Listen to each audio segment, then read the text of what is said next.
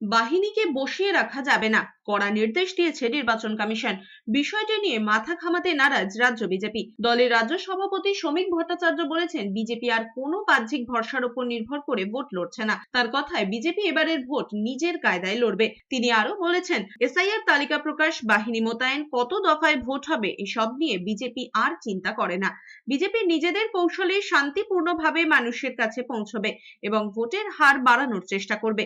বাহিনী আসুক আর আমেরিকা থেকে সিআইএ আসুক, আমরা ওই ভরসায় এবার নির্বাচন লড়ছি না। কবে এসআইআর এর তালিকা বেরোবে, এসআইআর হচ্ছে কি হচ্ছে না, এখানে সিআইএসএফ কবে আসবে আর ক দফায় ভোট হবে, এসব নিয়ে বিজেপির কোনো মাথা ব্যথা নেই। আমরা আমাদের কায়দায় ভোট লড়বো, শান্তিপূর্ণভাবে আমরা মানুষের কাছে যাব। পশ্চিমবঙ্গের পোলিং পার্সেন্টেজ যাতে হাই হয় সেটা আমরা চেষ্টা করব এবং এই নির্বাচনে এ সমস্ত সহযোগিতা ছাড়াই, এইসব বিবৃতি পাল্টা বিবৃতি ছাড়াই এই রাজ্যে তৃণমূল কংগ্রেসের বিসর্জন হয়ে যাবে।